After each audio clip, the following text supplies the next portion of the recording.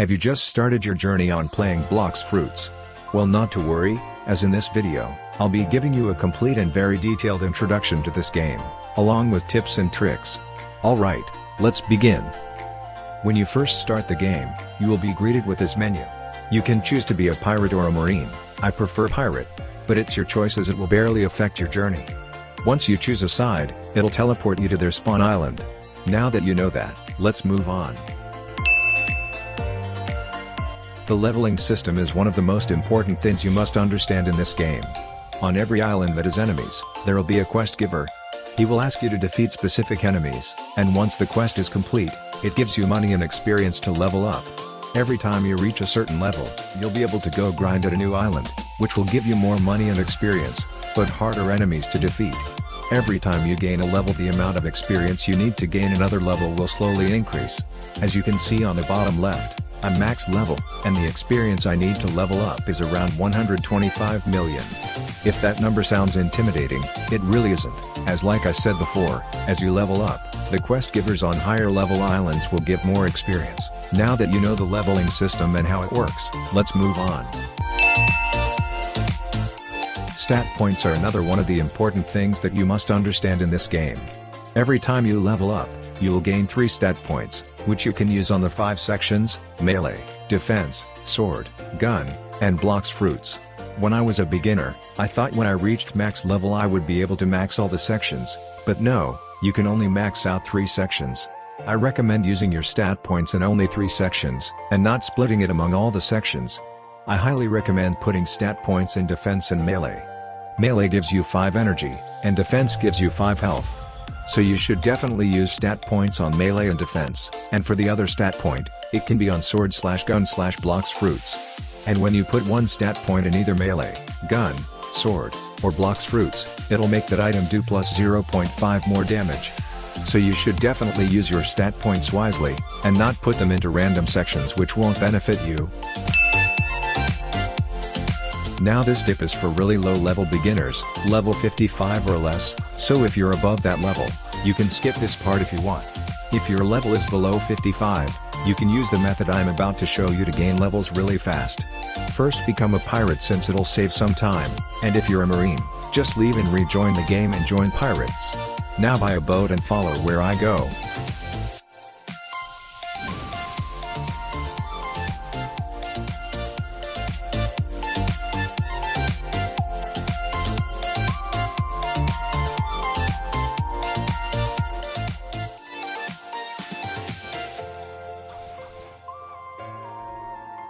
Bait this NPC and go behind this wall, he won't be able to damage you.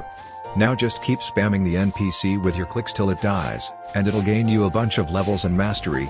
You obviously won't 3-shot the NPC like me, so it'll take around a few minutes. Now I recommend repeating this process until you're around level 40 to 55, and then go grind as usual. This is a great way to grind levels as a very low level beginner. You also shouldn't do this above level 55, as the experience needed to level up will become higher than the amount of experience the NPC gives. Mastery is also another important thing to understand well in this game. You can gain mastery by defeating NPCs and bosses. You cannot gain mastery by the experience you get from quests, as that experience only count for your level. Mastery is very important, as you need it to unlock moves on every item. As you can see on the bottom right of the screen, I need mastery to use the moves of this fighting style. Swords and guns from the first sea usually don't need a lot of mastery to unlock all the moves, as the NPCs or bosses don't give much XP. Also, the mastery requirements you need to do the skill moves don't increase by your level or something. Every item has a fixed mastery requirement for their skills. And for every 3 mastery you gain on an item, it's equivalent to 1 stat point on the item genre of your item. For example, my fighting style God Human has 600 mastery, which is the maximum, meaning I get an equivalent of 200 stat points on the melee section. Since 1 stat point in the melee section gives you plus 0.5 damage on fighting styles and plus 5 energy, mastery on fighting styles won't give you extra stamina, only the extra 0.5 damage buff. So yeah, that's the mastery system explained. The home button is a pretty useful mechanic in this game. The home button is located right above the compass/log pose near the Twitter icon. When you press on it, it'll teleport you to the island you saved your home button to. Every island will have an NPC that looks like this, and when you interact with him, he'll save your home button to the island he's located at. In this case, he'll save my home button to the starter marine island since that's where he's located at. I'm now at the magma island, so if I interact with this NPC, he'll save my home button to this island. I didn't say yes, so my home point is still at the starter marine island, so this will teleport me there. Whenever you want to teleport to your home point, it'll take 5 seconds, and will have a 30-second cooldown every time you use it. Also, most home point NPCs in the first sea are located near the docks/boat dealers, but some islands can have them located somewhere else. But anyway, yeah, that's the home button explained. Islands are important to understand, and I'm quite sure most beginners may be confused about the system of it, so I'll explain. Each island have their own enemies, and level quests to do. The NPCs in each island go in order. For example, the Jungle Island has level 15 NPCs, and then the next island will have level 30 NPCs. Every time you meet the level requirement for the next island, the compass on the left of your screen will go red. The compass, or log pose, will also go red if you meet the level requirement to fight higher level enemies that are located on the same island. For example, if you are fighting the level 60 desert bandits and reach level 75, your compass will go red since you can fight the level 75 desert officers.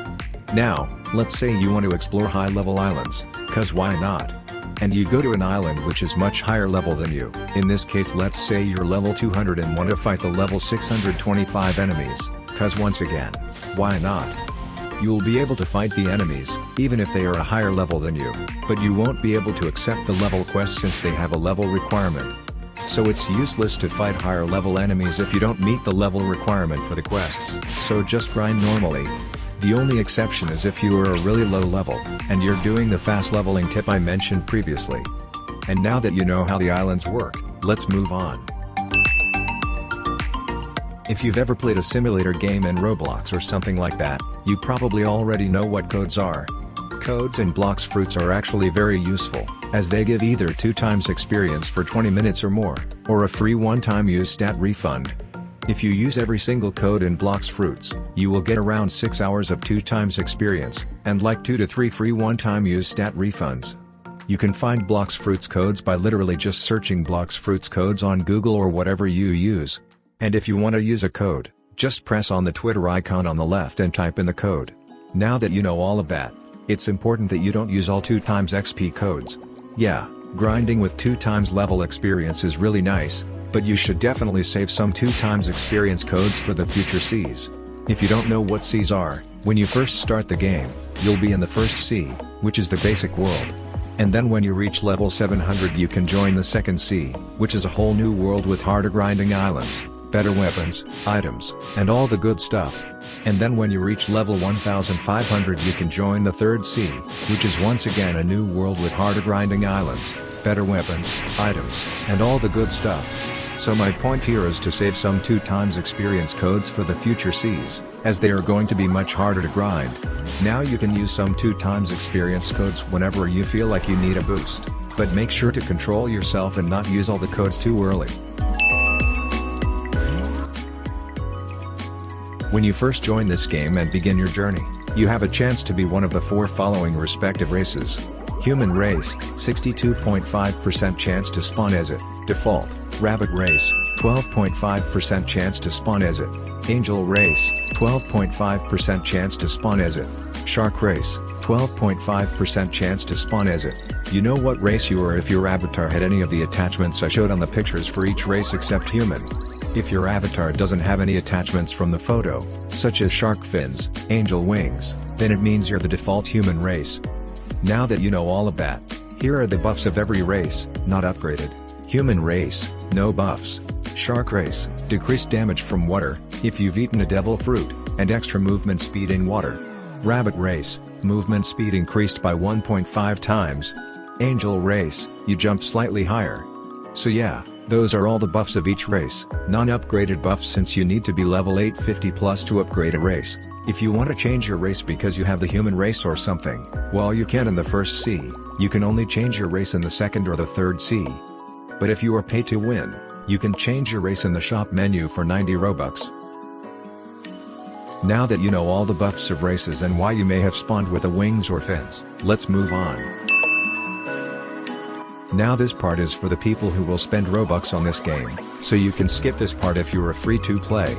Blox Fruits in my opinion isn't actually pay to win, as most of the game passes don't give you much of a tactical advantage. Now, in the first sea, I only recommend getting the 2x money game pass. If you have a higher Robux budget, you can also get the 2x mastery game pass, as getting mastery in the first sea is quite hard. Other than those 2 game passes, the other game passes aren't that worth it if you don't get Robux often. And also, I really don't recommend saving up for the Dark Blade or the Fruit Notifier game pass, as they aren't really worth it if you don't get Robux often. But hey, if you really want the game pass, go for it, as it's your choice. Now that you know the priorities of the game passes you should get, let's move on. Money/Beli is one of the most important things in Blox Fruits, as it's the Blox Fruits currency. Also, Beli is another name of money, so if you hear the word Beli, you know what it means. Now in the first sea, there are only 3 ways to obtain Beli. The first method is to get it from chests, which isn't a bad method, but let's be honest, who wants to spend their time just farming chests? Now, chests have 3 colors, silver, gold, and sapphire. Now, the chests that look blue give the most money, chests that look yellow give the second most money, and gray looking chests don't give much money. And also, the 2x money game pass doesn't work on chests. The second way of obtaining money is by defeating NPCs. Every time you defeat an NPC, you get a bit of money, and the higher level the NPC is, the more money you get. Now there isn't really much to say about this method. You get Beli from defeating NPCs, and get more Beli the higher level the NPC is. Now the final method is by quests, and I'm pretty sure all of you guys already knew this method. Just like defeating NPCs, the higher level requirement the quests needs, the more money it'll give you. I would highly recommend doing this method for money, as you will get levels and money while doing quests. Now that you know how to obtain Beli, what is it actually useful for? Well, Beli is useful for a lot of things, such as buying fruits, buying fighting styles, and buying weapons. In summary, everything that can be bought in the first sea requires Beli. So Beli plays a huge impact in this game, and even in the future seas, the trend goes on. So it's important that you know how you obtain Beli, and what it's useful for. Now that you know all about Beli, let's move on. Accessories are quite important in Blox Fruits, as they can give you tactical advantages over players and help you with grinding. There are 8 accessories that can be obtained in the first sea, and in my opinion, only 2 of them are good. Each accessory in this game has their own unique buffs. In my opinion, the Black Cape is one of the best/the best accessory for the first sea, and here's how you obtain it. Go to this tower on the Marine Fortress Island. Now interact with this NPC, and he'll sell you the Black Cape accessory for 50,000 Beli. The buffs of this accessory are plus 100 health and energy, and plus 5% damage to all attacks, gun, sword, etc. The universal damage is what makes this accessory so good, and it's really easy to get. This is the only accessory I recommend for the first sea, so let's move on. Devil/Blox Fruits are one of the biggest things in Blox Fruits, and one of the most important things in this game. Devil/Blox Fruits are fruits which once you eat them, give you powers. Before I explain Devil/Blox Fruits, I'll first say how you can obtain them. The first and most popular method is by rolling them, from this NPC here at the Jungle Island. This NPC will let you buy a random fruit for Beli. You can only roll fruits once every 2 hours, which is quite reasonable. Whenever you roll a fruit, you have a chance to get one of the 35 Devil/Blox Fruits we currently have. Oh, and also, Devil Fruits is another/actual name of Blox Fruits. It's only called Blox Fruits to avoid copyright, so if you hear Devil Fruits, you know what it means. Now, the system of rolling fruits is quite simple. The more common a fruit is, the higher chance you have to roll it, and the rarer a fruit is, the less chance you have to roll it. Common to rare fruits are typical fruits you would roll, and legendary/mythical fruits are fruits you don't roll often. Also, the higher level you are, the more money it'll cost to roll a fruit. Now let's move on to the next method. Alright, so the next method to obtain fruits is by the fruit stock. The fruit stock has a similar system to rolling fruits. Rare fruits aren't usually in stock, and common fruits are usually in stock, and some very common fruits are always in stock. The prices of the fruit increase by how rare the fruit is, and unlike the Blox Fruits roller, The prices of the fruit don't increase based on your level, they have a fixed price. The Blox Fruits dealer is only located on these 3 islands in the first sea, the Starter Pirate Island, Starter Marine Island, and the Middletown Island. In my opinion, this is definitely the best way to get a fruit that you desire.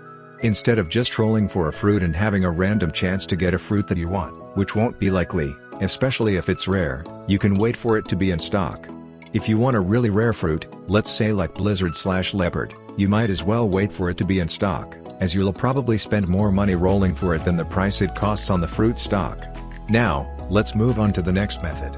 The final method of obtaining fruits in the first sea is by finding them on the ground. Every hour, a random fruit will spawn around the map on different islands. How do you get notified if a fruit spawns on the ground? Well, there is only one way, and it's to buy the Fruit Notifier Game Pass for 2,700 Robux. Yep, that is the only way to get notified if a fruit spawns, and if a fruit spawns on the ground and doesn't get picked up in 20 minutes, it despawns. Now free-to-play players have actually found a method to find fruits without the Fruit Notifier Game Pass, so here's how it works. You have to memorize all the fruit spawn locations, then search all the locations, then when you're done, rejoin a new server, and repeat. It's a very boring and blind process, as you don't know whether a fruit has spawned in the server, yet you'll still search just in case. I really don't recommend doing this method if you don't have the Game Pass, as I don't see why you'd be so desperate for fruits to do this. Like yeah, I get it, you want to get expensive/mythical fruits to make your account stacked, or to flex. But it's really not worth your time doing this if you don't have the Game Pass. But, if you do want to do it, yeah, go ahead. Now that you know how to obtain devil fruits, let's move on to what devil fruits are. Alright, so we've just covered how to obtain devil fruits, so this part will completely explaining what devil fruits are. Just in case you didn't watch the previous part, devil fruits is the actual name of Blox Fruits. This game calls them Blox Fruits to avoid copyright. So if you ever hear devil fruits and Blox Fruits, it just means the same thing. Now anyway, if you are a One Piece fan, you will probably already have a good understanding of devil fruits, but if not, I'll still explain. There are 3 types of devil fruits: natural, or paramecia, beast, or zoan, and elemental, or logia. Now, I'll explain the natural fruits first. Natural fruits, or paramecia fruits, which is the actual name of natural fruits, are fruits that let you control and manipulate natural forces and items. An example of a natural fruit would be the kilo fruit, as it lets you harness the power of weight. Out of the 35 total fruits we currently have in this game, 20 of them are natural fruits. Here is a picture and the names of every natural fruit that's currently in the game.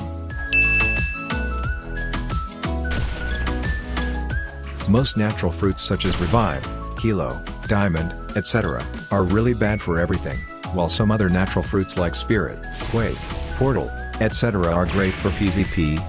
Natural fruits aren't built for grinding, and even the good natural fruits are only good for PvP, not grinding. Now anyway, that's the natural fruits explained, so let's move on to elemental fruits. Elemental or logia fruits, which is the actual name of elemental fruits, are fruits that lets you harness the power of element. An example of an elemental fruit would be the dark fruit, as it lets you harness the power of darkness. Logia fruits also give you immunity to enemy attacks whenever you reach a certain level that's higher than the NPC. I should be taking damage from this NPC, but since I'm using a logia type fruit, the attacks aren't dealing damage. If you want to take 0 damage from NPC attacks, you must be around 5 to 50 levels above the NPC, but the level requirement gradually gets higher. I like to call this the logia effect. Now when you have the logia effect on enemies, you will notice every time they attack you, this sort of aura thing will be around you. Since my logia fruit is dark, the logia effect aura looks like darkness. If I change to a different logia fruit, the logia effect would look similar to the properties of that element. Since I just changed my logia fruit to magma, my logia effect aura looks like magma, which is pretty cool since every logia fruit has its own logia effect. Now that you know how logia fruit works and the effects, here's an image with all the logia fruits that are currently in the game.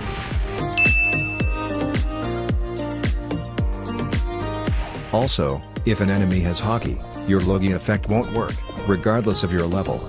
If you don't know what Haki is, don't worry, as I'm going to explain Haki and all special abilities later in this video.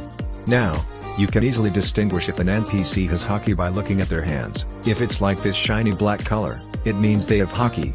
As you can see, the hands of this boss are shiny black. meaning he is Haki and the Logia effect won't work on him, even if you're max level. Now, something that you guys should know is that every single boss in this game has Haki, so Logia effects will never work on bosses. Anyway, this NPC's hands aren't shiny black, so my Logia effect will work on him since he doesn't have Haki and my level is higher than him. This NPC however has shiny black hands, so my Logia effect isn't going to work on him. Now that you know that, Logia type fruits are the best type of fruits for grinding if you don't have the Buddha fruit. This is obviously because of the Logia effect, which makes grinding really easy. Now that you know all about Logia fruits, let's move on to the final fruit type, Beast. The Beast type fruit, or Zoan type fruit, which is the actual name of beast fruits, are fruits that transform you into an animal or a beast. Zoan type fruits are all rare fruits, ranging from legendary to mythical fruits. However, out of the 5 beast fruits, there is one beast fruit which is uncommon, and that's the falcon fruit. Even though the falcon is a beast fruit, people always clown on it since it's absolute garbage, and it's an uncommon fruit. The Buddha fruit would be an example of a Zoan type fruit, as it transforms you into a giant. Beast fruits are great for PvP, except for falcon, as it's garbage. The Buddha fruit, which is a beast type fruit, is also the best grinding fruit in the game, due to the insane reach you get when you transform into a Buddha. Now out of the 35 fruits we currently have in the game, only 5 of them are beast type fruits. Here's a picture of all the beast type fruits we currently have in the game. With the exception of the falcon fruit, all beast type fruits are very rare, and each skill move requires a lot of mastery. Anyway, yeah, that's everything to know about all the fruit types. Alright, this part will be pretty short and simple, and it's about rarities. The lowest and worst rarity in this game is obviously common, which has a gray background. The rarity after common is uncommon, which has a blue background. The rarity after uncommon is rare, which has a purple background. The rarity after rare is legendary, which has a pink background. The rarity after legendary is mythic, which has a red background. This rarity is the rarest, and final rarity of this game. Mythical fruits have the most trading value, and mythical swords are the best swords in this game. Now anyway, that's everything to know about the rarities in this game, so let's move on.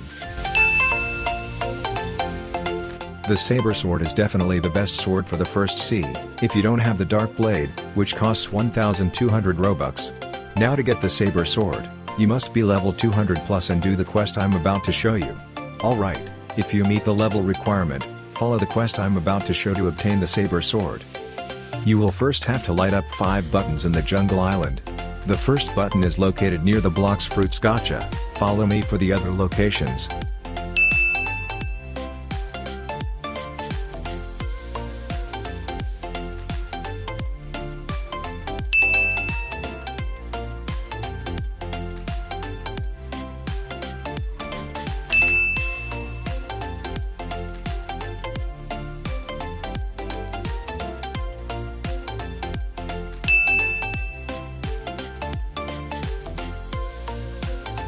Once you get the final button, go to the stone platform on the lake. Go down this hole. Walk into the torch, and it'll give you the torch. I can't get it since I've already done this quest, but once you have the torch, go to the desert island. If you don't know where the desert island is, just follow me.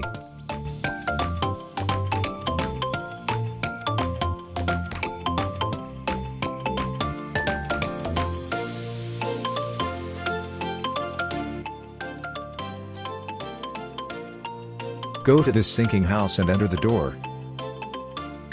Hold the torch and walk into the door, it'll burn the door and this room will open. Walk into the chalice and it'll give you it. Once you have it, head to the frozen village island.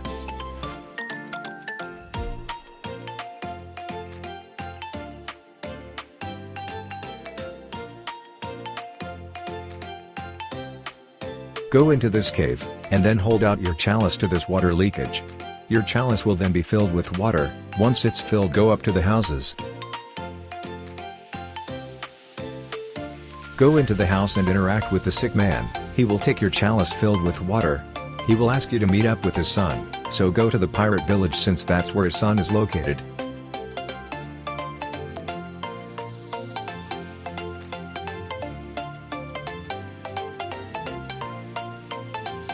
This rich man will ask you to defeat a mob leader. Follow me to know where he's located. The mob leader is located on that little island over there. Kill this boss and go back to the rich man. He will then give you a relic for defeating the boss. Head back to the jungle island once you have it. Go to the button that's near the Blox Fruits gacha. There will be a wall with the shape of a relic. Walk into it with the relic in your hands, and it'll open. Anyway, a boss called the Saber Expert spawns here. He's not here for me since he hasn't spawned yet, but once you defeat him, he will drop the Saber Sword. This is for sure the best sword for the first see if you can't buy the Dark Blade, so make sure to get it. Haki and special abilities are really important in Blox Fruits, as Haki gives you damage and defense buffs, and special abilities make this game a bit easier. To buy Haki and special abilities, go to the frozen village and enter this cave. This NPC, aka Rayleigh, will sell you 3 special abilities, which includes Haki. The first special ability allows you to jump multiple times, which makes the game so much easier since without this ability, you can only jump 2 times up. It's called Air Jump, and costs 10,000 Beli to buy it. Another special ability is Flash Step, which lets you teleport, but the teleport has a small reach. This special ability costs 100,000 Beli, and every time you do a Flash Step, it'll have a 15-second cooldown before you can use it again. Now the final special ability is Aura, or in other words, Haki. This special ability costs 25,000 Beli, so to buy all special abilities, it would cost 135,000 Beli. The Aura special ability is for sure the best special ability out of them all. Pay attention to the amount of damage I'm about taking right now, 61.2, now when I turn on my Aura, I take 43.3 damage, which is much less.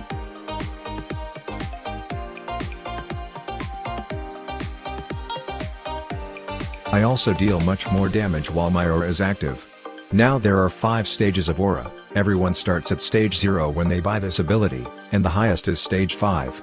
Your attack and defense boost from this ability gets increased every time you ascend to a new stage.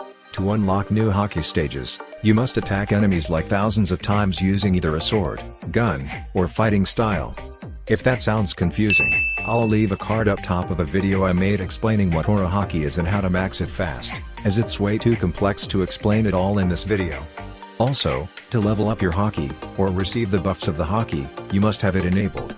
Also, every time you unlock a new stage, one of your body parts on your avatar gets covered in black, and when you reach stage 5, it'll be completely black.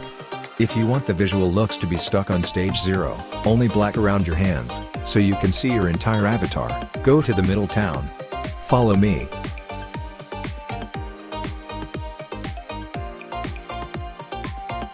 Walk into the door on this greenhouse, at the back of this island. Interact with this NPC, and he'll let you change the visual looks of your Aura Haki whenever you activate it. Also, you can only change your visual effects to a stage you have passed. You can't be on stage 1 Haki and want to change to a stage 5 visual look. Oh, and also, when you finally reach stage 5 Haki, you'll be able to buy Haki colors to outline your Haki. I have the Snow White color, which is my favorite Haki color. You can only buy Haki colors in the second C, so yeah. Now anyway, that's everything to know about Haki and special abilities, so let's move on. Instinct Haki, or Observation Haki, which is the actual name, is a Haki that lets you dodge enemy attacks. To buy Observation Haki, follow me from the Skypea quest giver. You can use an explosive skill to break these clouds, or just go through it in the top left corner. Now follow me to find the NPC which sells this Haki.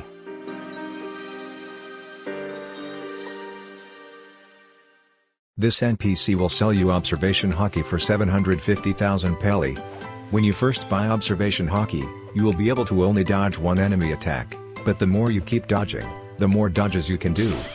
It also takes around 50 seconds to regenerate a dodge. Also, if an enemy/player does a sort of explosive skill move, it won't dodge the attack and it'll temporarily disable your Observation Haki for a few seconds. This is actually a very popular move people use in PvP, and it's called Ken/Observation Breaking. This is where you use an explosive move on a player before unleashing your combo, so they can't dodge your combo attacks and ruin the combo.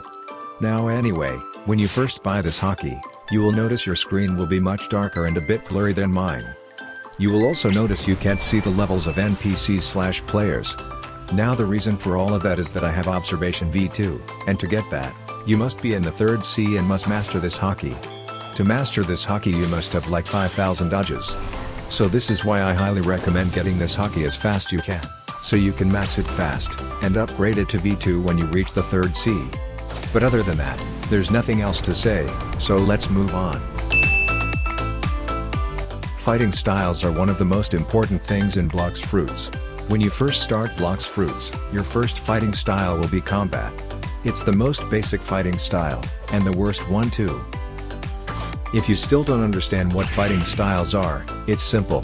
When you equip it, you can do left click/tap on the screen attacks, and some skill moves. To increase the damage to your fighting styles, melee attacks, just put stat points into the melee section. Now that you know what fighting styles are, let's move on to the 3 fighting styles that you can buy in the 1st sea. The first fighting style that can be bought is Dark Step, which is located at Pirate Village. So follow me from the quest giver at the Pirate Village Island. Right here. You can buy this fighting style for 150,000 Beli. Also, once you buy a fighting style, you can change back to it anytime for free. But anyway, I would say that this is the second best fighting style for the 1st sea. This left click attacks on this fighting styles hit from the legs, not the arms. Anyway, I'm now going to showcase the skill moves of this fighting style.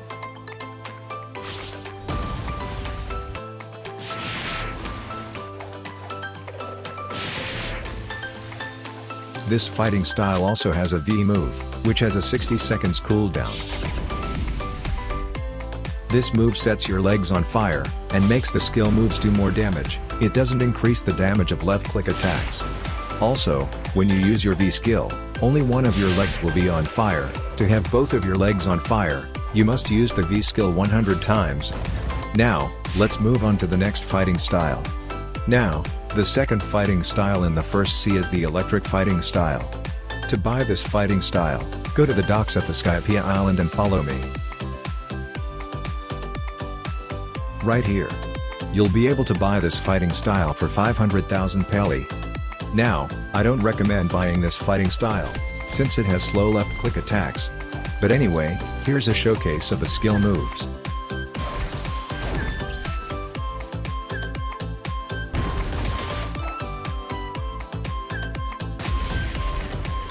Now there isn't much to say about this fighting style, so let's move on.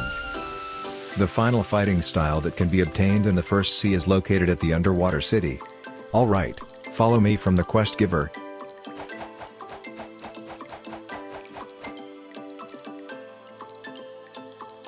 This NPC will sell you the water kung fu fighting style for 750,000 Beli. This, in my opinion, is the best fighting style for the 1st sea. It has fast left click attacks, and great skill moves. Anyway, here's a showcase of the skill moves.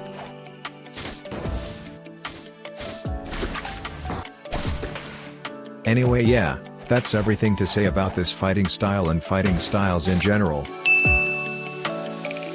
When you reach level 700, you can do a quest that will teleport you to the 2nd sea, or as I like to call it, the New World. I'll leave a card up top for the 2nd sea quest if you want to watch it.